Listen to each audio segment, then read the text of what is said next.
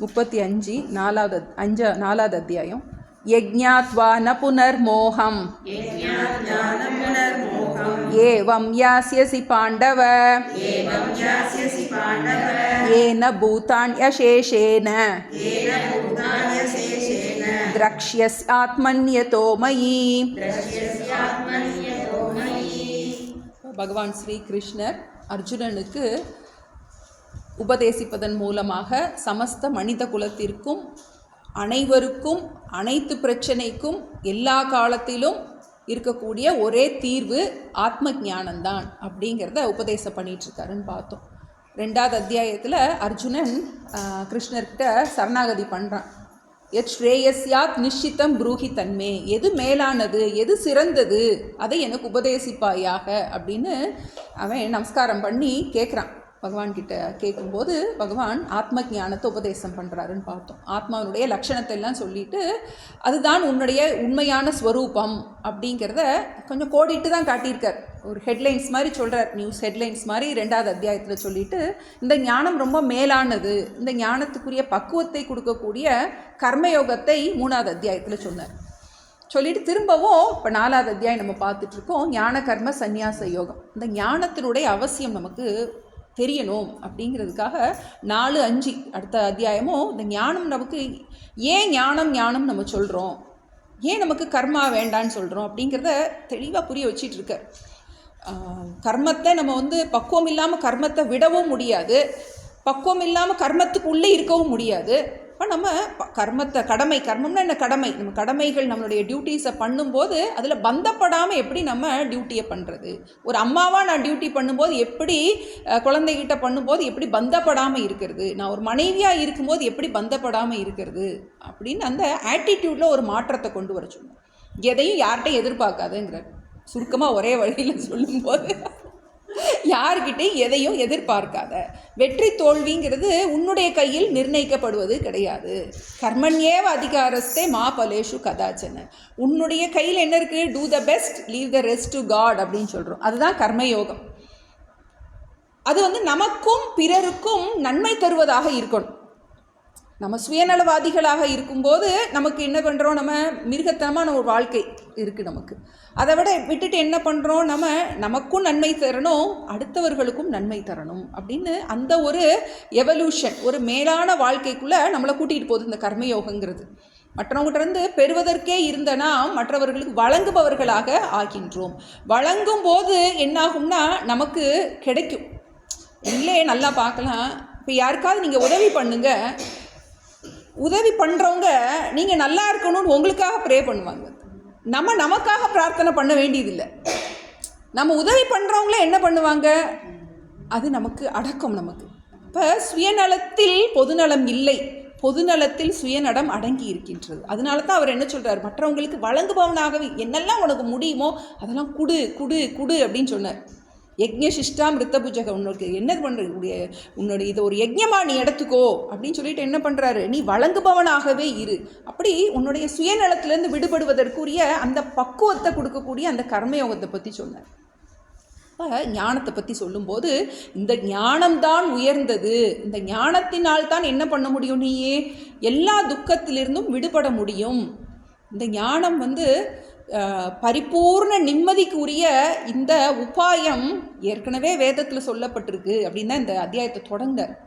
ஏன்னா இதனோட அவசியம் நமக்கு தெரியணும். இது ஏற்கனவே சொல்லப்பட்டது, சூரியனுக்கு சொல்லப்பட்டது, மனுவுக்கு சொல்லப்பட்டது, இக்ஷ்வாவுக்கு சொல்லப்பட்டது. இதை நான் இப்போ புதுசாக சொல்லலை அப்படின்னு சொல்லிட்டு அந்த அவதாரத்தை சொன்னார். கொஞ்சம் ஞாபகப்படுத்திக்கிட்டோம் என்னெல்லாம் பார்த்தோம் அப்படின்னு தன்னுடைய அவதாரத்தை சொல்கிறார். அப்போ அவன் கேட்குறான், நீ இப்போ தான் பிறந்திருக்க, என் கூட தானே இருந்த, எப்படி உனக்கு பழசெல்லாம் தெரியும் அப்படிங்கும்போது உனக்கு உன்னுடைய ஜென்மம் மட்டும்தான் தெரியும், எனக்கு எல்லாமே தெரியும் அப்படின்னு சொல்லிட்டு எப்போல்லாம் இந்த தர்மம் குன்றுகின்றதோ அப்போல்லாம் நான் என்ன பண்ணுவேன், நான் இதை உத்ஸ்ருஜாமி யதாஹி தர்மஸ்ய கிளானிர் பவதி பாரத அபியுத்தானம தர்மஸ்ய ததாத்மானம் சிருஜாமியகம். இப்போ தான் சொல்லிட்டு இருந்தாங்க, முன்னெல்லாம் இந்த மாதிரி இவ்வளோ கிளாஸ் நடக்கலை, இப்போ நிறைய எங்கே பார்த்தாலும் கேள்விப்படுறோம். அது அகம் உத்ஸ்ருஜாமி, அது தன்னைத்தானே என்ன பண்ணுகின்றது, புதுப்பித்து கொள்கின்றது. அது நமக்கு இப்போ நமக்கு டைம் தெரியுது. ஏன்னா நம்ம அம்மா மாதிரிலாம் இருந்திருக்கு. இப்போ ஒரு புது உத்வேகம் வந்திருக்கு. வாட்ஸ்அப்பில் பார்க்குறோம், நம்ம நிறைய கேள்விப்படுறோம், நிறைய வசதிகள் இருக்குது, எல்லாருக்கும் ஒரு ஒரு தேடுதல் இருக்குது. இப்போ எப்பெல்லாம் இது வந்து கீழே போகின்றதோ அப்பெல்லாம் நானே இதை புதுப்பித்து கொள்கின்றேன் அப்படிங்கிற நமக்கு இந்த சின்மயானந்த சுவாமிஜி இல்லைன்னா இந்த சாஸ்திரம் நமக்கு கிடச்சிருக்காது. அவர் தான் என்ன பண்ணுறாரு, திரும்பவும் காட்டிலேருந்து அதை பூராத்தையும் திரும்ப கொண்டு வர்றார். ராமகிருஷ்ணர் பிறக்கும் போதே சத்தியயுகம் பிறந்துருச்சு அப்படின்னு சொல்கிறாங்க. ஏன்னா அவர் பழைய இதெல்லாத்தையும் என்ன பண்ணுறாங்க, மாடர்னாக மக்களுக்கு தகுந்தபாடு விவேகானந்தர் என்ன பண்ணுறாரு, அதை ஒரு புது பேக்கில் கொடுக்குறாருன்னு பார்த்தோம். விவேகானந்தர் தட்டி எழுப்பி தான் நம்ம பலவிதமான மகான்கள் எழுப்பி இருக்கிறத பார்க்குறோம். அப்போ எப்படியோ வந்து என்ன பண்ணுது, இந்த தர்மம் வந்து தன்னைத்தானே புதுப்பித்து கொண்டு இருக்கின்றது அப்படிங்கிறத பார்த்துட்டு இப்போ இந்த 12 யஜ்ஞங்கள் நம்ம பார்த்தோம். நமக்கு இந்த குவாலிஃபிகேஷன் ஆன்மீக வாழ்க்கையில் நமக்கு இந்த ஞானத்தை அடைவதற்கு உரிய சாதனைகள், இந்த ஞான யஜ்ஞம்தான் சிறந்தது அப்படின்னாரு. எந்த ஞான யஜ்ஞம்? ஆத்ம ஞான யஜ்ஞம் அதுதான் மிகவும் உயர்ந்தது. மற்ற 11 சாதனைகள் சொல்லப்பட்டுச்சின்னு பார்த்தோம். மனக்கட்டுப்பாடு, இந்திரிய கட்டுப்பாடு, எல்லாத்துலேயும் ஒரு ஒழுக்கம். அப்படி வெளியே போயிட்டு இருந்த ஒரு மனுஷனை மிருகம் மாதிரி இருந்தவனை என்ன பண்ணுது, அது பண்படுத்துது. நினச்சதை பார்த்துக்கிட்டு நினச்சதை பேசிக்கிட்டு இருந்தவனை என்ன பண்ணுது, அவனை ஒன்றொன்னா மாற்றி மாற்றி கொண்டு வருது. என்ன பண்ணுவோம், சும்மா ஒரு ஜாலி ட்ரிப்பாக கொடைக்கானல் போயிருப்போம், அங்கே போயிருப்போம், ஊட்டி கொடைக்கானல் போயிருப்போம். அப்புறம் கொஞ்சம் பக்குவம் வந்த அப்புறம் என்ன பண்ணுவோம், அதுக்கு பிரச்சனையும் வரும். ஏதாவது ஜோசிக்காரன் ஏதாவது ஒரு ஊருக்கு எது கோயிலுக்கு பரிகாரம் போன்னு சொல்லுவா, வந்து அங்கே என்ன பண்ணுவோம், பரிகாரம் போவோம். அங்கே பரிகாரம் போன இடத்துல ஒரு கேங் சேர்ந்துடும். பின்னாகும் அதுக்கப்புறம் ஒரு பஜன் கோஷ்டி உருவாகும், அப்புறம் ஒரு யாத்திரை கோஷ்டி உருவாகும், அப்புறம் ஒரு சாண்டிங் கோஷ்டி உருவாகும். இந்த மாதிரி என்னாகும், ஒன்றொன்றும். அப்புறம் ஒரு ஜோசியம் கோஷ்டி உருவாகும், இப்படி பாராயண கோஷ்டி. அப்புறம் அதுக்குள்ளே யாராவது ஒருத்தர் அங்கே ஒரு கிளாஸ் நடக்குதா, கீத கிளாஸ் நடக்குதா, போய் பாரு அப்படின்னா அது ஒன்றொன்னா ஒன்றை தொட்டு ஒன்றே என்ன ஆகுது, நமக்கு ஒரு சாதனைகளாக நமக்கு அதுவே நம்மளை இழுத்துட்டு போகும். ஒருத்தர் சொல்லுவாங்க வந்து நீ போய் இனிஷியேஷன் வாங்கிக்கோ அப்படிம்பாங்க வந்து. அப்புறம் மந்திர தீட்சை வாங்குவோம், அப்புறம் இந்த நிறைய ஜபம் உரு போடுவோம். அப்புறம் அதனுடைய நமக்கு அந்த இப்போ இதில் என்ன ஆகும்னா, ஒரு நல்ல காரியம் பண்ணணுன்னா புண்ணியம் மேலே மேலே புண்ணியம் பண்ண வைக்கும். இது நமக்கு ரொம்ப புரிஞ்சுக்கணும். நமக்கு புண்ணியம் வந்து நல்ல செயல் வந்து மேலே மேலே நல்ல செயல்களை பண்ண வைக்கும். அதே மாதிரி பாவம் கெட்ட செயல்களையே மேலும் மேலும் பாவம் செய்ய தூண்டும். நம்ம பார்க்கலாம், தப்பு பண்ணுறவன் மேலே மேலே தப்பு பண்ணுறத பார்ப்போம். நமக்கு ரொம்ப அதனால தான் இந்த 11 ஸ்டெப் நமக்கு இந்த சாதனைகள் நமக்கு முக்கியம். இந்த சாதனைகளில் ஏதாவது ஒன்று நீ பிடிச்சிட்டினா கூட என்னாகும், கொஞ்சம் கொஞ்சமாக உனக்கு இதில் ஆன்மீகத்தில் முன்னேற்றம் வரும் அப்படின்னு சொல்லிட்டு இருக்கிற பகவான் அடுத்து ஒரு செக் வைக்கிறார் வந்து, இதிலே நின்றாத அப்படின்னு. இது என்னாகும், உனக்கு அபூர்ணத்துவத்தை கொடுக்காது. நீ எத்தனை வருஷம் சபரிமலைக்கு போனினாலும் அதுக்கப்புறம் சரி போதுங்கிற திருப்தியே வராது. என்னாகும், எனக்கு இன்னும் உடம்புக்கு முடியல, இன்னும் போகணுன்னு எனக்கு ஆசையாக இருக்குது. நான் 18 வருஷம் போயிட்டேன், ஆனால் இன்னும் எனக்கு போகணும், எனக்கு உடம்புக்கு முடியல. எவ்வளோ பாராயணம் பண்ணாலும் அதில் என்ன கிடைக்காது, உனக்கு ஒரு பூர்ணத்துவம் கிடைக்காது. அதனால என்ன, எவ்வளோ நாளைக்கு நீ என்ன பண்ணுவ, ஸ்டாண்டு போட்ட சைக்கிளே ஓட்டிகிட்டு இருந்தீங்கன்னா என்னாகும், உனக்கு எக்ஸசைஸ் கிடைக்கும், ஆனால் என்னாகாது, நீ முன்னேற்றம் உனக்கு இருக்காது. நீ ஒரு பண்பட்டிருப்ப, ஆனால் உன்னுடைய லட்சியம் வந்து என்னது, மோட்சம். அதனால் இதிலேயே நின்றாத அப்படிங்கிறத ஞானத்தினுடைய மகிமையை சொன்னார். ஞானம்தான் உயர்ந்தது அப்படின்னு சொல்லிட்டு இந்த ஞானம் எப்படி கிடைக்குங்கிறத சொன்னார். தத்வித்தி பிரணிபாதேன பரிப்பிரஷ்னேன சேவையா உபதேக்ஷந்தி தே ஞானம் ஞானினக தத்துவதர்ஷினக. அந்த தத்துவத்தை அறிந்த அந்த ஞானியிடம் நீ பணிந்தும் கேட்டும் பணிவிடை செய்தும் அதை நீ பெற்றுக்கொள்வாயாக அப்படின்னு. அந்த ஞானம் எப்படி கிடைக்கும், ஏன்னா நமக்கு சந்தேகம் வரக்கூடாது. நம்ம தியானம் பண்ணலாமா, இல்லாட்டி ஏதோ ஒரு ஃபோட்டோவில் இருக்க குருவை பார்த்து நம்ம அவரையே குருவாக வச்சுக்கிட்டு நம்ம அவர்கிட்டையே நம்ம மானசீகமாக வந்து நம்ம இது பண்ணலாமா அப்படிலாம் சாஸ்திரத்தில் அப்படிலாம் சொல்லப்படலை. மெஜாரிட்டி பீப்புளுக்கு வந்து அதெல்லாம் நம்ம ப்ரிஸ்கிரைப் பண்ணுறது கிடையாது. யாராவது 1-2 பேர் இருக்கலாம், அவங்களுக்கு ஏற்கனவே போன ஜென்மாவில் அவங்க பண்ணியிருந்திருப்பாங்க, அது வந்து அவங்களுக்கு திடீர்னு ஸ்புரிக்கலாம். இப்போ நம்ம இதுதான் மெத்தட்னு சொல்லியிருக்கோம். இன்னொன்று, குரு கிட்ட போனால் நமக்கு ரொம்ப ஈஸி. தயானந்த சுவாமிஜிக்கிட்ட ஒருத்தர் போய் கேட்டார் வந்து, சுவாமிஜி நவடேஸ் சிடி கேசட்லாம் ரொம்ப அவைலபிளாக இருக்குது, நாங்கள் வந்து எதுக்கு குருலாம் தேவையா, நாங்கள் அதிலேயே கேட்டுக்கிட்டால் போதாதா அப்படின்னு சொல்லிட்டு கேட்டார். சாமி சொன்னாரா வந்து, அதை அந்த கேசட்டே போய் கேளு அப்படின்னாரா வந்து. அப்போ நமக்கு கிடைச்ச ஞானம் உண்மையான ஞானம் தானா என்னன்னு வெரிஃபை பண்ணுறதுக்காக இன்னொரு குரு நமக்கு என்னது கண்டிப்பாக தேவை. குருக்கிட்ட போனால் அது ஈஸியாகவும் கிடைக்கும்.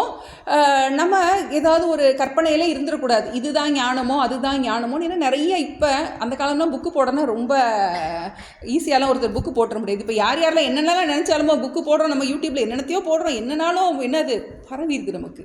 அப்போ எது உண்மையானது? நிறைய போலி வரும்போது என்ன ஆகும், நமக்கு உண்மையானது என்னன்னு தெரியாது. இன்னொன்று சொல்லுவாங்க ஒரு சாவி காணா போச்சான். சாவி காணானோடனே நிறையா இந்த கொடக்கம்பி அதெல்லாம் விட்டு திறந்து பார்த்தாங்கன்னா திறக்கவே வரலையா. இதுக்கு இடையில ஒரிஜினல் சாவி கிடச்சிருச்சான். ஒரிஜினல் சாவி போட்டு பார்த்தா திறக்க மாட்டேங்குதான்.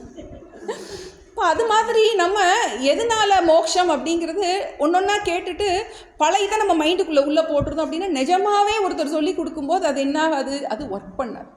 குருக்கிட்ட போய் படிக்கிறதுங்கிறது ஈஸியானது. நமக்கு கரெக்டான ஒரு அப்ரோச் இருக்கும், நமக்கு டவுட்ஸ் நிறையா வரலாம், தப்பாக எதுக்கும் போயிட மாட்டோம். வேறு ஒன்றும் இல்லை. இப்போ நமக்கு ஒரு பாதை தெரியாத இடத்துக்கு நம்ம காரில் ட்ரைவ் பண்ணி போடுறோம்னா என்ன செய்கிறோம், முதல்ல எடுத்தோன்னே இப்போ கூகுள் மேப்பை போட்டுறோம் நம்ம. அதுக்கே நமக்கு என்ன வேண்டியது இருக்குது, ஒரு கைடு வேண்டியது இருக்குது. அப்போ குருங்கிறது மிக மிக அவசியம். இப்போ குருவோட லட்சணம் எல்லாம் பார்த்தோம். முதல்ல அவர் ஒருத்தட்ட படிச்சிருக்கணும், ரொம்ப நீண்ட நாள் படிச்சிருந்துருக்கணும். இன்னொன்று அவர் எதை படிக்கிறாரோ அதை ப்ராக்டிஸ் பண்ணணும். சும்மா ஊருக்கு உபதேசம் பண்ணிட்டு இருக்கிறவரா இருக்கக்கூடாது. என்ன சொல்லி கொடுக்குறாரோ அது அவருடைய வாழ்க்கை மயமாக அவருக்கு இருக்கணும். அப்புறம் நல்ல சொல்லி கொடுக்கும் ஆற்றல் உடையவராக இருக்கணும். ஒரு சிலருக்கு நல்ல ஞானம் இருக்கும், அதை என்ன பண்ண எக்ஸ்பிளைன் பண்ண தெரியாது. உத்தம குரு சில பேர் சொல்லுவாங்க. இப்போ ரமணர்லாம் சொல்லும்போது உத்தம குரு சொல்லுவாங்க. ஏன்னா அவர் 2 கேள்வி தான் கேட்பார். யாருக்கு பிரச்சனை, நீ யாரு, 2 தான் கேட்பார். அது உத்தம அதிகாரிக்கு மட்டும்தான் புரியும். முதல்ல வந்தவன்கிட்ட போய் பிரச்சனைன்னு ஓன்னு கதறி அழுறேன் அவன் அவன்கிட்ட போய் யாருக்கு பிரச்சனை நீ யாருன்னு சொன்னால் புரியாது. அப்போ அப்படிப்பட்டவனுக்கு புரிய வைக்கக்கூடியவராக இருக்கணும். அதனால தான் நம்ம ஸ்ரோத்ரியராகவும் இருக்கணும், பிரம்மனிஷ்டராகவும் இருக்கணும், முறையாக ஒருத்தட்ட சாஸ்திரம் படித்தவராக இருக்கணும். அப்புறம் அதை அவருடைய வாழ்க்கை முறை அதுவாகவே அவர் வாழணும். அது நமக்கு 2ம் முக்கியம். இன்னொன்று என்னென்னா, இதில் ரொம்ப ஒரு ஆச்சரியமான விஷயம் என்னென்னா, ஒரு பூ மலர்ந்த உடனே அது ஒன்றும் அட்வர்டைஸ்மெண்ட்லாம் பண்ண வேண்டியதில்லை, தேனி தானே வந்துடும். அந்த வாசத்துக்கு என்ன ஆயிரும், தானே வந்துடும். அதுபோல் நம்ம தயாராக, ஒரு சிஷ்யன் தயாராக இருக்கும்போது அவனுக்கு குரு வந்துடுவார். அது இயற்கையோட நியத்தி. உன்னுடைய எங்கேயோ போகிற இடத்துல நீ உன்னுடைய குருவை பார்ப்ப, அப்படி இல்லாட்டி குருவே தேடி வந்துடுவார். இப்படி தான் இந்த சம்பிரதாயம் என்னாயிட்டு இருக்கு, போயிட்டுருக்கு. நமக்கு பக்குவமான ஒரு சிஷ்யன், அவனுக்கு ஒரு தேடுதல் இருக்குது, ஒரு முமுக்ஷு இருக்குது அப்படின்னா அவனுக்கு குரு பிராப்தி கண்டிப்பாக கிடைக்கும். அவன் தன்னுடைய அகங்காரத்தை என்ன பண்ணுறான், பணிந்தும் கேட்டும். எனக்கெல்லாம் தெரியும் அந்த எண்ணம் இருக்கக்கூடாது. நமக்கு ரொம்ப முக்கியம். எவ்வளோ பெரியவங்களாக இருந்தால் கூட ஒரு பல நேரங்கள் எப்படி இருக்குன்னா, குரு சின்னவராக இருக்கலாம், சிஷ்யன் மூத்தவராக கூட இருக்கலாம். ஆனால் அந்த அகங்காரமெல்லாம் இல்லாமல் இருக்கணும். அந்த இடத்துல குரு தான் முக்கியம், அந்த வயசெல்லாம் முக்கியம் கிடையாது. அதனால தான் நம்ம தட்சிணாமூர்த்தியை பார்க்குறோம். நம்ம அவர் என்னவா இருக்கார், இளமையாக இருக்கார். சிஷ்யர்கள்லாம் என்னவா இருக்காங்க, வயசானவங்களாக இருக்காங்க. அப்போ அந்த குருத்துவம் யாருக்குனாலும் வரலாம், எப்படினாலும் வரலாம். ஆனால் அந்த குருவை நம்ம அக்செப்ட் பண்ணணும். நமக்கு குருக்கிட்ட நமக்கு அந்த ஸ்ரத்தா பக்தி நமக்கு ரொம்ப தேவை. நமக்கு ரொம்ப மறந்துடக்கூடாது. நம்ம உட்காந்து தியானம் பண்ணியே நமக்கு கிடைக்குமா, ஜபம் பண்ணி கிடைக்குமா, நான் நாம சங்கீர்த்தனம் பண்ணிக்கிட்டே கிடைக்குமா? அதனால என்ன சொல்கிறோம், நம்ம புண்ணியம் கிடைக்கும், உனக்கு மன அமைதி கண்டிப்பாக கிடைக்கும். ஆனால் முழுமையான மன அமைதி கிடைக்குமா, சொல்ல முடியாது. இந்த ஞானம் நமக்கு என்ன இருக்குது, அதான் நம்ம அடுத்ததில் பார்த்துட்ருக்கோம். அதான் பார்த்துட்டு இருந்தோம். இந்த ஞானம் என்ன நமக்கு பிரயோஜனத்தை கொடுக்கின்றது அப்படின்னா, மோகநாசம், சர்வாத்ம தர்சனம். 2 விஷயம் இதுதான் பார்த்தோம். யஜ்ஞாத்வா ந புனர்மோகம் ஏவம் யாசசி பாண்டவ ஏன பூதான் அசேஷேன திரக்ஷ்யசி ஆத்மன்யதோ மயி. 2 விஷயம் சொல்கிறார். 1, உனக்கு இருக்கின்ற அறிவில் இருக்கின்ற அந்த மயக்கம் நீங்கும். என்ன மயக்கம் நீங்கும், நான் என்ன உடம்பாவே நினச்சிக்கிட்டு இருந்தேன், உடம்பா நினச்சிட்டு உடம்புக்குரிய எல்லா பிரச்சனையும் எனக்குன்னு நினச்சிக்கிட்டு இருந்தேன். அந்த அறிவில் இருக்கின்ற அந்த குழப்பம் முழுமையாக நீங்கிவிடும். எல்லா பிரச்சனையும் அனாத்மாவிற்குத்தான். மாத்ரா ஸ்பர்ஷாஸ்து கௌந்தேய சீதோஷ்ண சுக துக்கதா ஆகமாக அபாயினக அனித்யாக தாம் திதிக்ஷஸ்வ பாரத. இப்போ அந்த அறிவில் இருக்கும் மயக்கம் நீங்கும். இந்த மயக்கம் நீங்கிறதுனால உனக்கு என்ன கிடைக்குது? அங்கே ஒரு சர்வாத்ம பாவம் கிடைக்குது. திரக்ஷசி ஆத்மன்யதோமயி, எல்லாம் நானே, நான் ஆத்மா, நான் பிரம்மம்னு உணரும் போது பிரம்மார்ப்பணம் பிரம்மஹவிகி பிரம்மாக்னோ பிரம்மணாகுதம் பிரம்மைவ தேன கந்தவியம் பிரம்ம கர்ம சமாதினா. மூலப்பொருள் எது அப்படிங்கிறத கண்டுபிடிச்சிட்டா அந்த மூலப்பொருளில் தான் மற்ற எல்லாமே நாமரூபம். எப்படி தங்கம்தான் உண்மையோ மற்ற நாமரூபம் கம்மல் வளையல் எல்லாம் அதில் அத்தியாசம் பண்ணப்பட்டிருக்கோ, அதுபோல் மூலப்பொருளை நீ பார்த்துட்ட அப்படின்னா சர்வத்திர திரக்ஷியசி ஆத்மன்யதோமயி, எண்ணில் தான் எல்லாம் இருக்கின்றது அப்படிங்கிற மேலான விஷயம். இதுதான் நமக்கு கிடைக்க போகின்றது. பார்க்கும் இடமெல்லாம் நானன்றி வேறில்லை. தான் நமக்கு கிடைக்கிற பிரயோஜனம். மகான்கள் எல்லாம் பார்க்குறோம், வாடிய பயிரை கண்ட போதெல்லாம் வாடினேன்னு சொல்கிறார் வள்ளலார் சொல்கிறார். அப்போ தனக்கு ஒரு பிறருக்கு என்ன கஷ்டம் வந்தாலும் அது தனக்குரியது போல நமக்கு உண்டாகிறது. பாரதியார் பார்க்குறோம், தனி ஒருவனுக்கு உணவில்லை எனில் ஜெகத்தினை அழித்திடுவோம்னாரு. என் வீட்டுக்கு பிள்ளைக்கு உணவில்லைன்னு சொல்லலை, யாருக்குனாலும் எனக்கு எப்படி பசிக்கு போகிறது முக்கியமோ அதுபோல் எல்லாருக்கும் பசி போகிறது முக்கியம். அதுதான் அந்த சர்வாத்ம பாவம். தன்னை போல் பிறரை பார்க்கின்ற நேசிக்கின்ற அந்த உயர்ந்த மனநிலை, எல்லாரையும் தானாகவே பார்க்கின்ற அந்த மனநிலை, அதுதான் அந்த ஞானத்தினுக்கு கிடைக்கின்ற பிரயோஜனம், ஹையஸ்ட் பிரயோஜனம். இந்த மோக நாசத்தினால நான் உடல்கிற எண்ணத்திலேருந்து விடுபட்டு இந்த குறுகிய அந்த தனித்தன்மையிலிருந்து விடுபடும் போது சர்வத்திர பிரம்ம தர்சனம், சர்வம் பிரம்மமயம் அப்படின்னு அந்த முக்கியமான ஒரு பிரயோஜனம். இந்த ஞானம் நமக்கு என்ன கொடுக்கின்றது? முழு நிறைவை கொடுக்கின்றது.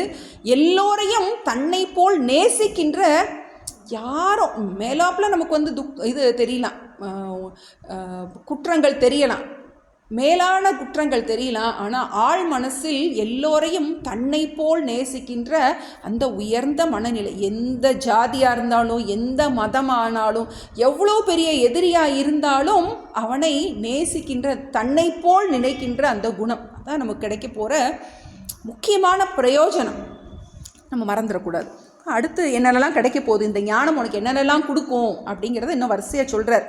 இப்போ முதல்ல மோகநாசம் பார்த்துட்டோம், ரெண்டாவது சர்வாத்ம தர்ஷனம் பார்த்துட்டோம். இப்போ அடுத்து சொல்ல போகிறாரு சர்வ பாப நாசம். நீ என்னெல்லாம் பாவம் பண்ணிட்டு பாவம் எல்லாம் முழுமையாக நாசமடைகின்றது. 36 அப்பி சேதசி பாபேபியஹ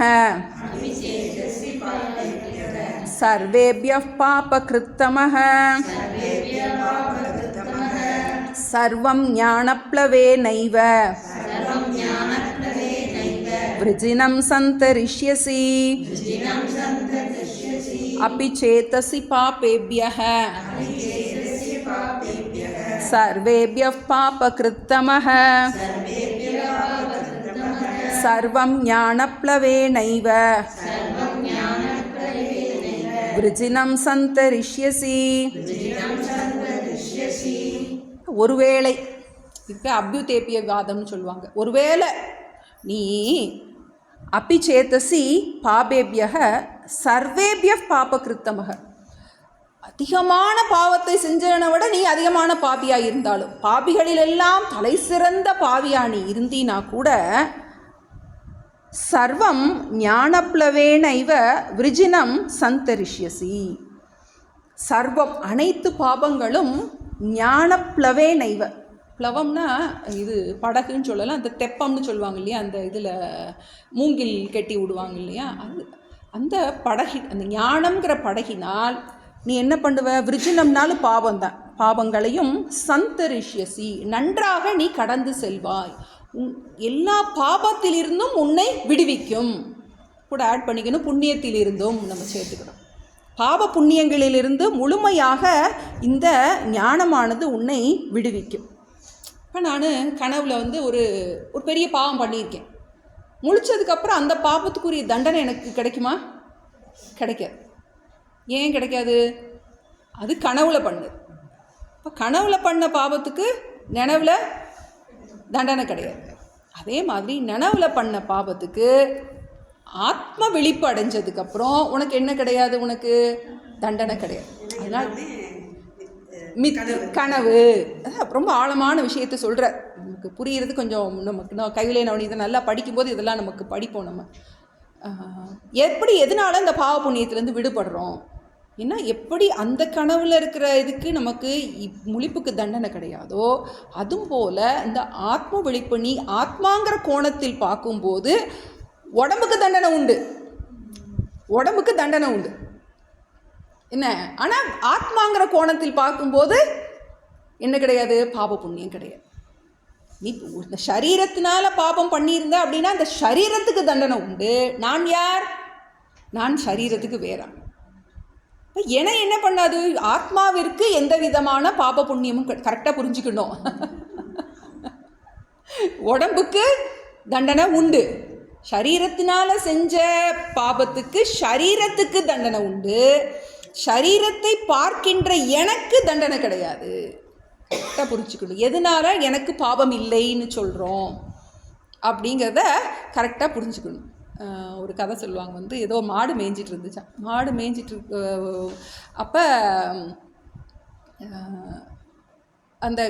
அந்த மாடை ஒருத்தன் பசு கொண்டுட்டான். ஒருத்தன் கொன்ன உடனே அதுக்கு தண்டனை உண்டு அப்படின்னு தேவதூதர்கள் வரும்போது அப்போ அவங்க சொன்னாங்களாம், அவன் சொன்னான்னா, என்ன நீங்கள் கைது பண்ண முடியாது, இந்த கைக்கு தேவதை இந்திரனை தான் நீங்கள் கைது பண்ணணும் அப்படின்னு சொன்னான். இப்போ அவன் தேவர்கள் சொன்னாங்களாம், அந்த கை உன்கிட்ட தான். எனக்கு அந்த கதை சரியாக மறந்து போச்சு. என்ன கதைக்கா இது ஞாபகம் இருக்கா? இந்த கரெக்ட் படிச்சுட்டு வரேன் நான். இப்போ சரீரத்துக்கு கிடைக்கிற, சரீரத்தினால நீ தவறு செஞ்சின்னா இந்த சரீரத்துக்கு துன்பம் இருக்கும். இந்த ஷரீரிக்கு என்ன கிடையாது, இந்த பாபம் என்ன பண்ணாது, ஒன்றும் பண்ணாது. இப்போ நான் பரிபூர்ணமாக எப்படி பாபத்திலிருந்து விடுபடுகின்றேன்? அகம் அகர்த்தாங்கிற அந்த ஞானத்தின் மூலமாக. கர்மணி அகர்ம எஃப் பஷ்யேத் அகர்மணிச்ச கர்மேகனம் படிச்சுக்கோம். இப்போ நான் அகர்த்தாங்கிற ஞானம் எனக்கு முழுமையாக இருக்குது. அதனால் என்ன பண்ணுறேன், ஆத்மாவாகி எனக்கு பாப புண்ணியங்கள் இல்லை. அதை புரிஞ்சுக்கணும். ஒரு கதை சொல்கிறாங்க, புத்தர் திடீர்னு அவருக்கு ஒரு கேள்வி என்ன பண்ணிட்டாரு, வீட்டை விட்டு போயிட்டு அதுக்கப்புறம் சித்தார்த்தனாக இருந்தவர் புத்தராக திரும்பி வர்றார். திரும்பி வந்ததுக்கப்புறம் எல்லாரும் அவரை வணங்குறாங்க, நமஸ்காரம் பண்ணுறாங்க. அவருடைய மனைவி மட்டும் ரொம்ப கோபமாக இருக்காங்க. அப்போ அவங்க நான் அவர்கிட்ட ஒரே ஒரு கேள்வி மட்டும் அவருக்கு கேட்கணும் அப்படின்னு சொல்லிட்டு கேட்குறாங்க. அவங்க தனியாக பார்த்து நான் அவர்கிட்ட பேசணும் அப்படின்னோடனே அவர் புத்தர் பார்க்குறாரு. பார்த்த உடனே அவங்க கேட்குறாங்க, என்கிட்ட ஒரு வார்த்தை சொல்லிட்டு போயிருக்கலாம்ல, நான் போக வேண்டான்னு சொல்லலை, என்ன எதுக்கு போகிறீங்கன்னு சொல்லிட்டாவது போயிருக்கலாம்ல அப்படின்னு சொன்ன உடனே அவர் புத்தர் சொன்னதாக சொல்கிறாங்க, அன்னைக்கு போனவன் அதோட போயிட்டான், இப்போ வந்தவன் வேற ஆள் அப்படின்னா. நீ கேள்வி கேட்கணும் அவன்கிட்ட தான் கேட்கணும். இப்போ நான் என்கிட்ட என்னோட பரிமாணம் வேறையாக வந்திருக்கேன் நான் அப்படின்னு சொல்லிட்டு ஒரு ஸ்டோரி இருக்குது.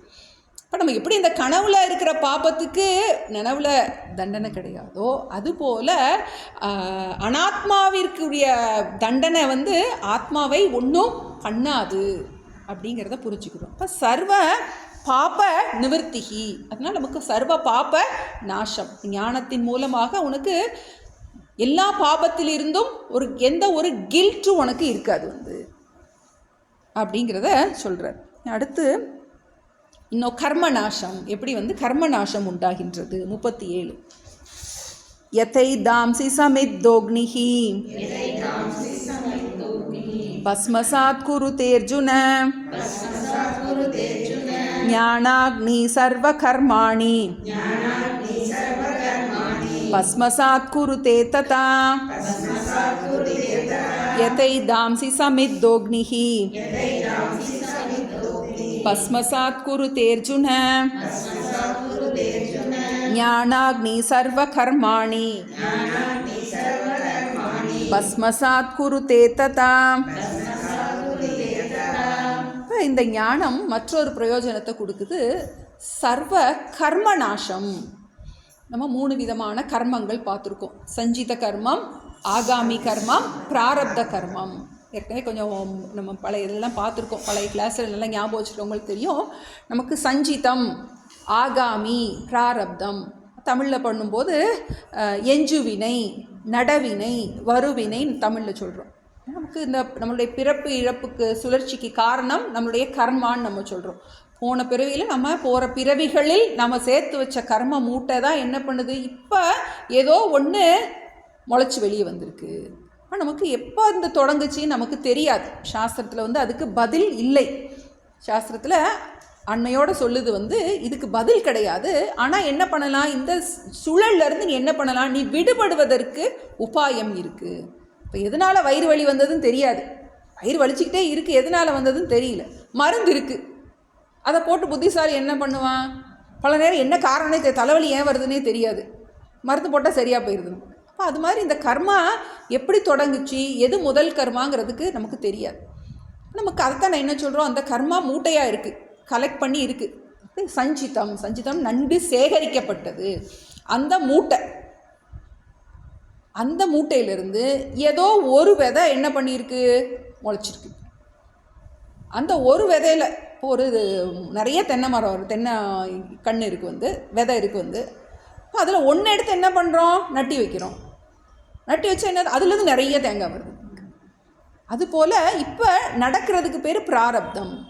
இப்போ எது ஒன்று நமக்கு முளை விட்டுருக்கோ, இந்த பிறவிக்கு எது காரணமாக இருக்கின்றதோ, இந்த பிறவியை நிர்ணயித்த கர்மம் எதுவோ அதுக்கு பேர் பிராரப்தம். அது பேர் நடவினைன்னு சொல்கிறோம். இப்போ நடந்துக்கிட்டு இருக்கின்ற அந்த வினை. இப்போ இந்த பிறவியில் இந்த பிராரப்தத்தில் நாம் செய்கின்ற புண்ணிய பாப கர்மா இருக்கும். அதெல்லாம் என்னாகும், திரும்ப போய் அந்த மூட்டையில் போய் சேர்ந்துடும்.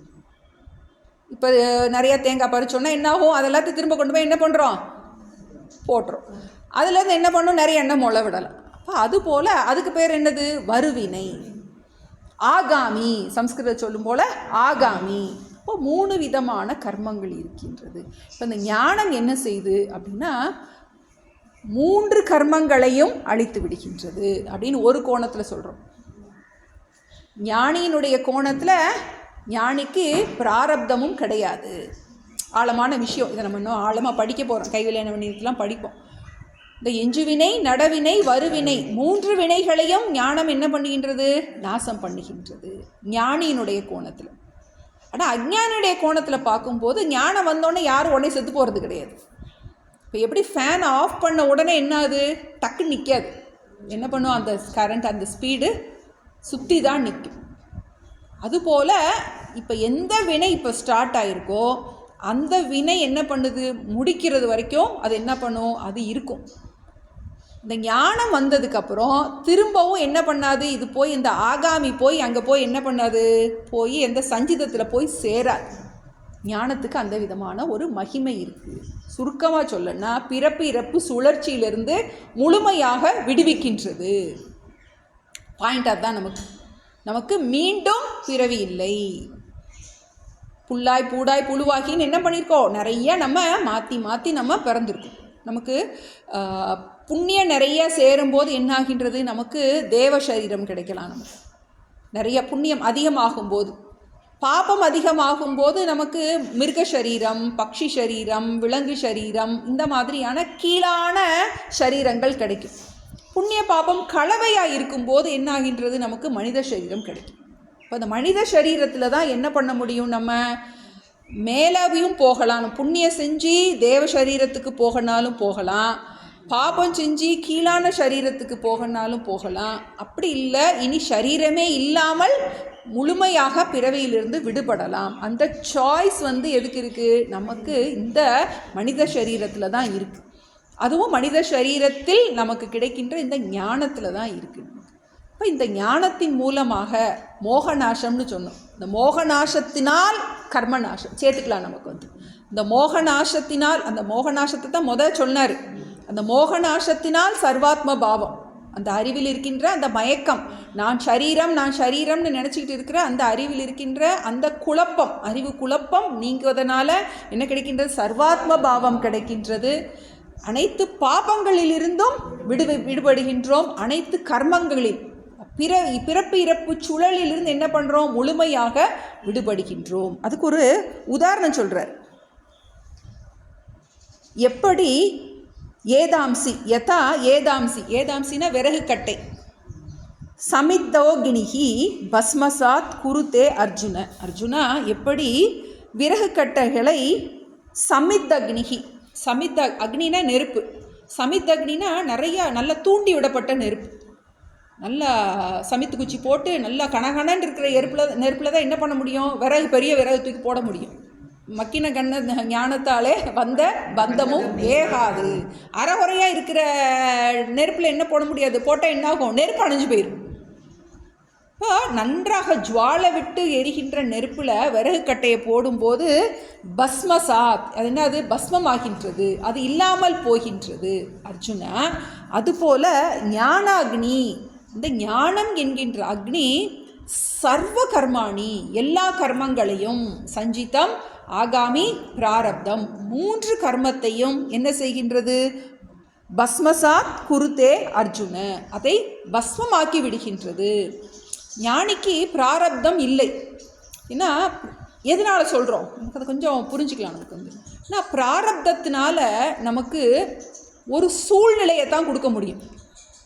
அந்த சூழ்நிலையில் அதை நாம் கஷ்டமாக எடுத்துக்கிறதும், அதை கஷ்டம் இல்லாமல் ஞானத்தினால் அதை ஏற்றுக்கொள்வதும் நம்ம கையில் இருக்குது. ஒரு சூழ்நிலை கொடுக்கலாம், நமக்கு ஒரு கஷ்டமான ஒரு சூழ்நிலையை பிராரப்தம் கொடுத்தே தீரும். ஆனால் அதில் துன்பப்படாமல் இருக்காங்கிறது நம்ம சாய்ஸில் இருக்குது. இந்த ஞானத்தின் மூலமாக என்ன செய்ய முடியும், அதை நம்ம ஜெயிக்க முடியும். அதுதான் நமக்கு எந்த சூழ்நிலைகளையும் மாற்ற போகிறதில்ல.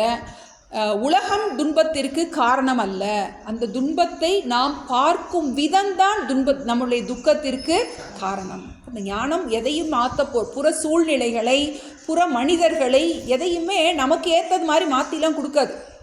அது பிராரப்தம் எது எப்படி இருக்குமோ அப்படித்தான் இருக்கும். ஆனால் அதை நம்ம எடுத்துக்கின்ற அணுகுகின்ற அந்த முறை, சூழ்நிலைகளைத்தான் பிராரப்தம் கொடுக்கும். அதை துக்கப்படுறதும் அதில் துக்கப்படாமல் இருப்பதும் நம்முடைய புத்திசாலித்தனத்தில் இருக்குது. நடந்து போகிறோம், மழை பெய்யுது, நனைகிறது நம்ம கையில் தான் இருக்குது, நனையாமல் போகிறதும் நம்ம கையில் தான் இருக்குது. புத்திசாலியாக இருந்தால் என்ன செய்வோம், ஒரு குடையை தூக்கிட்டு போவோம். இல்லை அப்படின்னா என்ன பண்ணுவோம், நனையணும். அது மாதிரி நமக்கு நம்மளுடைய சூழ்நிலைகளை அதில் எப்படி எடுத்துக்கிறோம் அப்படிங்கிறது இந்த ஞானத்தின் மகிமை. ஒரு ஞானம் நன்றாக பூர்ணமாக ஞானம் உடையவன் எப்படி இருக்கான், இந்த ஞானத்தினால இது எனக்கு இல்லை என்ன பண்ணுறான், அந்த துக்கத்திலிருந்து பரிபூர்ணமாக அந்த அனாத்ம விவேகம் பண்ணி என்ன பண்ணுறான், அதை துக்கம் எனக்கு அப்படிங்கிறத என்ன பண்ணுறான், அதிலிருந்து தன்னை விடுவித்து கொள்கின்றான். ஞானத்தினால் தன்னை அந்த துக்கத்திலிருந்து விடுவித்து கொள்கின்றான். அடுத்து இந்த ஞானத்தோட பெருமை என்ன சொல்கிறார். இப்போ என்னென்னலாம் பார்த்துருக்கோம், இந்த மோகநாசம், அந்த அறிவில் மயக்கம் நீங்குகின்றது, சர்வாத்ம பாவம் உண்டாகின்றது, எல்லோரையும் நானே என்று நேசிக்கின்ற அந்த பரந்த மனப்பான்மை வருகின்றது, முழுமையாக பாபத்திலிருந்து விடுபடுகின்றோம், பிறவியிலிருந்து விடுபடுகின்றோம். அப்படிப்பட்ட இந்த ஞானத்துக்கு இன்னொரு பெருமை, இந்த ஞானம் எப்படிப்பட்டதுன்னு அது ஞானத்தோட பெருமையை சொல்கிறார். 38 நஹி ஞானேன சத்ருஷம் பவித்ரமிக வித்யதே தத்ஸ்வயம் யோக சம்சித்தஹ காலேனாத்மனி விந்ததி நஹி ஞானேன சத்ருஷம் பவித்ரமிக வித்யதே தத்ஸ்வயம் யோக சம்சித்தஹ காலேனாத்மனி விந்ததி. அந்த முதல் வரியில் எதிர்மறையில் பேசுகிறார் பகவான். இந்த ஞானத்திற்கு ஒப்பானது எதுவுமே இல்லை. நஹி ஞானேன சதிருஷம், சதிருஷம்னா அதுக்கு ஒப்பானது, இந்த ஞானத்திற்கு ஒப்பானது பவித்ரம். பவித்ரம்னா தூய்மைப்படுத்துவது, தூய்மைப்படுத்துவது இங்கு எதுவுமே இல்லை. ஏன்னா இந்த ஞானம் என்ன பண்ணுது அப்படின்னா, எல்லா சாதனைகள், இப்போ நம்ம பண்ணுற எல்லா சாதனைகளும் பாபத்தை தான் நீக்கும், அசுத்தத்தை தான் நீக்கும். புண்ணியத்தை நீக்கிறதுக்கு வேறு எதுக்குமே உபாயம் கிடையாது. ஃபார் எக்ஸாம்பிள் நம்ம சொல்கிறோம், இப்போ நமக்கு ஸ்தூல சரீரத்தில் நமக்கு சுத்தம் பண்ணனா சோப்பு போட்டு இது பண்ணுறோம். இதையே என்ன பண்ணலாம், நம்ம கங்கையில் பண்ணும்போது என்ன ஆகுது, நமக்கு புண்ணியம் கிடைக்கிது, நமக்கு மேலே இருக்கிற அந்த தோஷமும் நீங்குகின்றது, புண்ணியம் கிடைக்கின்றது. இப்போ சூக்ஷ்ம சரீரத்தில் மன தூய்மை அடையணும் அப்படின்னா என்ன பண்ணுறோம்? விரதம் இருக்கோம், நம்ம பாராயணம் பண்ணுறோம், கோயிலுக்கு போகிறோம். இந்த மாதிரி என்ன பண்ணுறோம்? சூக்ஷ்ம சரீரத்தில் செஞ்ச பாவத்தை எல்லாத்தையும் என்ன பண்ண முடியும்? நீக்க முடியும். ஆனால் புண்ணியத்தை நீக்கிறதுக்கு என்ன பண்ண முடியாது. ஏன்னா நம்ம புண்ணிய பாபம் நமக்கு ரெண்டுமே பாபம் இரும்பு விலங்கு அப்படின்னா புண்ணியம் என்னது? பொன் விலங்கு அப்படின்னு சொல்கிறோம். நம்மளுடைய புண்ணிய நம்ம நிறைய சரி நம்ம நல்லவங்களாக இருப்போம் அப்படின்னு என்ன ஆகிறோம்? நம்ம நல்ல காரியங்களே சத்காரியங்களே பண்ணிட்டு இருக்கும்போது என்ன ஆகின்றது? புண்ணியத்தின் காரணமாக நமக்கு என்ன பண்ணும்? மீண்டும் பிறப்பு உண்டாகும். நம்ம உயர்ந்த சரீரம் நமக்கு கிடைக்கும். அந்த உயர்ந்த சரீரம்னு ஒன்று வந்துட்டாலே என்னாகும்? நமக்கு பிறப்புன்னு வந்துட்டாலே நமக்கு ராகத்வேஷம் வந்துடும். ராகத்வேஷம் வரும்போது, விருப்பு வெறுப்பு வரும்போது கண்டிப்பாக நீ நல்ல காரியமும் பண்ணுவ, கெட்ட காரியமும் பண்ணுவ. அப்போ கெட்ட காரியங்களுக்கு பாபத்திற்கு என்னாகும்? மீண்டும் உனக்கு பாப புண்ணியத்துக்கு திரும்பவும் மீண்டும் பிறப்பு இறப்பு சுழற்சி வந்துக்கிட்டே இருக்கும். அப்போ இந்த புண்ணியத்தை நீக்குவது இந்த ஞானம். பாபத்தை நீக்கிறது ஞானம்னு பார்த்தோம். இப்போ இதில் புண்ணியத்தை நீக்குவதற்கு, ஏன்னா பிறப்பு இறப்பு சுழல்லேருந்து நமக்கு வெளிவரணும் அப்படின்னா கண்டிப்பாக என்ன வேணும்? இந்த ஞானத்தினால் மட்டும்தான் முடியும். நகி ஞானேன சதிருஷம் பவித்ரம் இக வித்தியதே. என்ன பண்ண முடியாது? இந்த ஞானத்திற்கு நிகராக தூய்மைப்படுத்தும் சாதனம் வேறு எதுவும் இல்லை. சரி, இந்த ஞானம் யாருக்கு கிடைக்கும்? சரி, எப்படி கிடைக்கும்? ஏற்கனவே சொல்லிட்டாரு, அந்த சாதனைகள்லாம் சொல்லிட்டாரு. சொல்லிட்டு இன்னும் அதை முடிக்கும்போது இன்னொருக்கு எம்ஃபசைஸ் பண்ணி முடிக்கிறார். சரி, ஞானத்தோட சிறப்பெல்லாம் சொல்லிட்டு சரி அந்த ஞானம் எனக்கு கிடைக்கணுன்னா நான் என்ன பண்ணணும்? குரு கிட்ட போகணும் சொல்லிட்டாரு, அந்த சாதனைகள் சொல்லிட்டாரு. சரி ஓகே, இன்னும் நான் என்ன பண்ணணும் அப்படிங்கிறத சொல்லி முடிக்கிறார். தத் ஸ்வயம் யோக சம்சித்தக காலேன ஆத்மனி விந்ததி. அந்த ஞானத்தை யோக சம்சித்தக, இந்த யோகத்தின் மூலமாக நன்கு தன்னை தயார்படுத்தியவன். எந்த யோகம்? இந்த கர்மயோகம். இன்னும் பின்னாடி எல்லாம் வரப்போகுது. நமக்கு ஏற்கனவே நம்ம பார்த்துருக்கோம். சாதன சதுஷ்டயம், இந்த சாதனைகள் இருக்கு இல்லையா? அந்த சாதனைகள்லேயே நம்ம பார்த்துட்டோம். அதில் கர்மயோகம் அடங்கியிருக்கு, உபாசனை யோகம் அடங்கியிருக்கு, நமக்கு ராஜயோகம் அடங்கியிருக்கு, தியான தப்போ யஜ்ஞம் பார்த்துட்டோம் நம்ம. அப்போ இந்த எல்லா யஜ்ஞத்தின் மூலமாக, தியானத்தின் மூலமாக, கர்மத்தின் மூலமாக, உபாசனை மூலமாக, பக்தியின் மூலமாக தன்னுடைய மனதை நன்கு பண்படுத்தியவன். ஆத்மனின்னா இந்த இடத்துல புத்தியில், மனதில், ஸ்வயம் ஆத்மனி, தன்னுடைய மனதில், தன்னுடைய புத்தியில் அவன் அடைகின்றான். விந்தத்தின்னா இந்த ஞானத்தை அவன் அடைகின்றான். எவன் அடைகின்றான்? சம்சித்தக, நன்றாக தன்னுடைய மனதை பண்படுத்தியவன், அதற்கு தயாராக இருப்பவன், தன்னை தகுதிப்படுத்தி கொண்டவன். அவனால் தான் மட்டும்தான் என்ன பண்ண முடியும் இதனால். ஏன்னா இப்போ ஒரு சாதாரணமாக ஒரு மரம் வைக்கணும்னா என்ன பண்ண வேண்டியது இருக்குது? அந்த பூமியை நல்லா இது பண்ணி மண்ணெல்லாம் என்ன பண்ணி விட வேண்டியது இருக்குது? நல்லா லூஸ் பண்ணி விட வேண்டியது இருக்குது. அதுக்கு உரம் போட்டு அதுக்கப்புறம் என்ன பண்ணணும்? அதுக்கு போஷாக்கு கொடுத்துக்கிட்டே இருக்கணும். அப்போ ஒரு தென்னை மரம் வச்சா எவ்வளோ நாள் ஆகுது? பனை மரம் வச்சா எவ்வளோ நாள் ஆகுது? அது சொல்ல காலேன அப்படின்னு சொல்லியிருக்க. காலக்கிரமத்தில் சொல்ல முடியாது யாருக்கு எவ்வளவு நாளில். இப்போ ஒருத்தவங்களுக்கு ரமணருக்கு டக்குன்னு வந்துருச்சின்னு பார்க்குறோம் நம்ம. இப்போ நமக்கு எவ்வளோ காலம் ஆகலாம் நமக்கு. அப்போ அதனுடைய பண்படுத்தும் நமக்குரிய அந்த ஸ்ரத்தை அதுக்கு ரொம்ப முக்கியம். நமக்கு எவ்வளோ தூரம் நமக்கு அதுக்கு முக்கியத்துவம் கொடுக்கின்றோமோ அதுதான் எனக்கு வேணும் அப்படின்னு யார் காலேனன்னு போட்டால் அதனாலே நீண்ட காலம் எடுக்கலாம், நீ பல ஜென்மா கூட எடுக்கலாம். ஆனால் என்ன ஆகணும்? உனக்கு அந்த பண்பட்ட மனதில் தான் உனக்கு இந்த ஞானம் கிடைக்கும். சம்சித்தக காலேன, அதனால தான் இடைவிடாமல் நீண்ட நாள். ஏன்னா நமக்கு இது கொஞ்சம் பிடிபடவே கொஞ்சம் கஷ்டமாகும். 2-3 வருஷம் ஆகும். நம்ம என்ன 2 வருஷம் கேட்கட்டு தான் நம்ம என்ன கேட்டுக்கிட்டு இருக்கோங்கிறதே புரிபடுற மாதிரி இருக்கும். இது மாதிரி புரிஞ்ச மாதிரி இருக்கும், புரியாத மாதிரி இருக்கும். இப்படியே என்ன ஆகும்? நமக்கு இன்னும் ரொம்ப சூக்ஷ்மமான விஷயமாக இருக்குது. நம்ம பகிர்முகமாகவே இருந்து பழகி இருக்கோம். அப்படி இருக்கும்போது அதனால தான் விடாமல் எவ்வளோ நாளைக்கு லட்சியத்தை அடையும் வரை. அதனால தான் விவேகானந்தர் சொல்லியிருக்காரு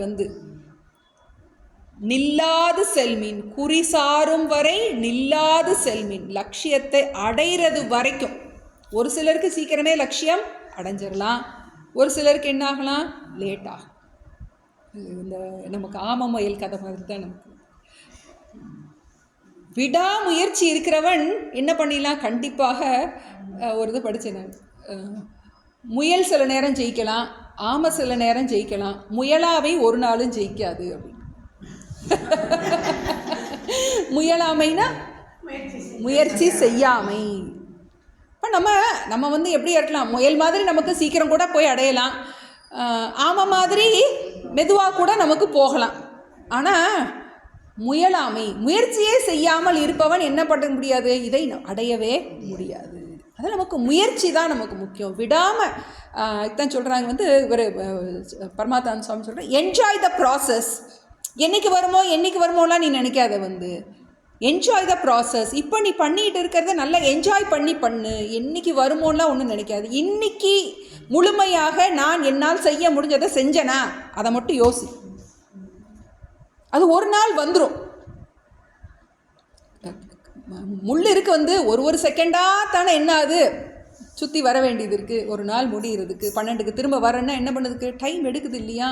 அது மாதிரி ஒரு மரம் செடி வைக்கிறோம் நம்ம, அதுக்குரிய டைம் எடுக்கும். அதனால என்ன பண்ண வேண்டாம், நமக்கு ஐயோ நமக்கு இன்றைக்கே இப்போவே அப்படின்னு நினைக்க வேண்டாம். இன்றைக்கே நான் நன்றாக பயன்படுத்தினேனா, இன்றைக்கி நான் இதுபடி இந்த சாஸ்திரம் சொன்னபடி இருக்கேனா, இந்த சாதனைகள் 12 சாதனைகள் இருக்குது, இதில் நான் எவ்வளவு நேரம் நான் இதுக்கு டைம் கொடுத்தேன், என்னை நான் பண்படுத்திக்கிட்டே வந்தேனா. ஏன்னா நமக்கு லட்சியம் வந்து என்னது, மோட்சம்னு நம்ம முடிவு பண்ணிட்டோம். எனக்கு போதும், அறம்பொருள் இன்பம் போதும், மீண்டும் பிறப்பு வேண்டாம் அப்படிங்கிறத நம்ம நிர்ணயம் பண்ணிட்டோம். இந்த பிறவியை நான் முழுமையாக நான் வந்து என்னுடைய முயற்சிகளை நான் போட போகிறேன்.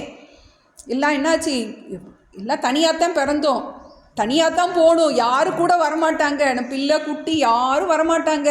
நாரதர் கதையில் இது அந்த வால்மீகி கதையில் பார்த்தோம் இல்லையா, யாராவது உன் பாவத்தை பங்கு வச்சுக்கிடுவாங்களான்னு கேட்பாங்க, யாருமே வரமாட்டாங்க. நமக்கு தனியாக தான் வந்தோம், ஏதோ ஒரு ட்ரெயின் ஜேர்னி மாதிரி. நம்ம ஏற்கனவே பார்த்தோம், உலகம் நம்முடைய சேவைக்கு, உறவுகள் நம்மை பக்குவப்படுத்துவதற்கு அப்படின்னு பார்த்தோம். இப்போ இதில் நம்ம எவ்வளோ நம்மை நாமே பண்படுத்தி கொள்ள முடியும். சம்சித்தக, முழுமையாக நம்மை தகுதிப்படுத்தும் போது காலக்கிரமத்தில் நீ இதனை நிச்சயமாக அடைவாய். இப்போ இதில் என்னென்னா, நமக்கு இதில் லாஸே கிடையாது. மற்றதில் லாஸ் இருக்கும், நமக்கு உடனே நமக்கு பிரயோஜனம் கிடைக்காம இருக்கலாம். இதில் நமக்கு கீழே போகிறதுக்கு வாய்ப்பே கிடையாது.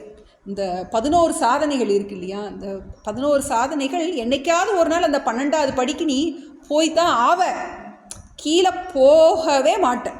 இது வந்து கேரண்டி. நமக்கு டைம் எடுக்கலாம், ஒருத்தருக்கு பக்குவப்படுத்துறதுக்கு டைம் எடுக்கலாம். ஆனால் நமக்கு இந்த பிரயோஜனம் நமக்கு ஞாபகத்திலே இருக்கணும். மோகநாசக, சர்வாத்ம பாவம், பாபநாசக, கர்மநாசக, புண்ணியநாசக பார்த்துட்டோம். பாபநாசக, புண்ணியநாசம். முழுமையாக எல்லா துக்கத்திலிருந்தும் நம்மை வாழும்போதே விடுவிக்கக்கூடியது, இறந்ததுக்கப்புறம் பிறவி சுழலிலிருந்து விடுபடக்கூடியது. நமக்கு இந்த அவசியம் நமக்கு தெரியணும். இது குரு மூலமாகத்தான் கிடைக்கும் நமக்கு. ஏன்னா இது குரு பரம்பரையில் தான் நமக்கு படிச்சுட்டு வர்றோம். குரு பரம்பரையில் படிக்கும்போது இது எளிமையாக புரியும். ஏன்னா இது நுட்பமான விஷயம், தப்பாக புரிஞ்சிக்கக்கூடாது நமக்கு. அதனால குருவிடம் கேட்டு தான் நம்ம படிக்கிறோம். விடாமல் படிக்கணும், நீண்ட நாள் படிக்கணும், நீண்ட நாள் ஆகணும், பொறுமையாக படிக்கணும். ஒரு டாக்டர் படிப்பு படிக்கிறதுக்கு எவ்வளோ கஷ்டப்படுறோம், பிள்ளைகளை படிக்க வைக்கிறதுக்கு. ஒரு இன்ஜினியரிங் படிப்புக்கு அவ்வளோ கஷ்டப்படுறோம். ஒரு ஒலிம்பிக்கில் கோல்டு மெடல் வாங்கினா வாழ்க்கையே கொடுக்கணும். இந்த மாதிரி ஒன்றுக்கும் என்ன பண்ண வேண்டியது இருக்குது, முழுமையாக அதுக்காக நம்ம ஒப்பு கொடுக்க வேண்டியது இருக்குது. அதே போல் இதில் உனக்கு கண்டிப்பாக விடாமல் நம்ம பண்ணும்போது அது கண்டிப்பாக நமக்கு முயற்சி வீண் போகவே போகாது. இந்த ஆன்மீக விஷயத்தில் மட்டும் இது ஒரு நாளும் உன்னை கீழாக ஆக்காது. வரலாம், அப்பப்போ வாழ்க்கையில் பிரச்சனைகள் வரலாம், அதை நம்ம மறுக்க போகிறது கிடையாது. பிராரப்தம் என்ன வேணாலும் கொடுக்கலாம் நமக்கு. ஆனால் என்ன பண்ணலாம், நமக்கு இந்த ஞானம் என்ன பண்ணும், நமக்கு ஒரு செருப்பை கொடுத்துரும். கல்லும் முள்ளும் நிச்சயமாக காலுக்கு மெத்த தான். இந்த ஞானம் இருந்துச்சுன்னா கண்டிப்பாக கல்லும் முள்ளும் இன்னும் ஒன்றுமே பண்ணாது. பிராரப்தத்தினுடைய எவ்வளவு பிரபல பிராரப்தமாக இருந்தாலும் நம்மளை அதனால் பாதிக்காமல் நம்மை காப்பாற்றணும். நமக்கு மறந்துடக்கூடாது. இந்த திரும்ப சாண்டிங் பண்ணிடும்.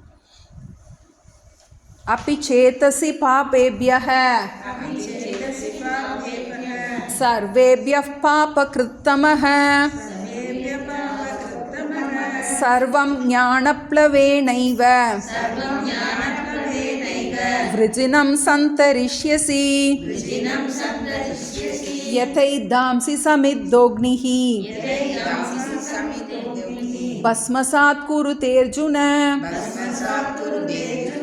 ज्ञानाग्नि सर्वकर्माणि भस्मसात् कुरुते तथा न हि ज्ञानेन सदृशं पवित्रमिह विद्यते तत्स्वयं योगसंसिद्धः कालेनात्मनि विन्दति। ओम प्रपन्नपारिजाताय तोत्रवेत्रैकपाणये ज्ञानमुद्राय कृष्णाय गीतामृतदुहे नमः। ओम सर्वे भवन्तु सुखिनः सर्वे सन्तु निरामयाः सर्वे भद्राणि पश्यन्तु मा कश्चित् दुःखभाग् भवेत्। ओम शान्ति शान्ति शान्तिः।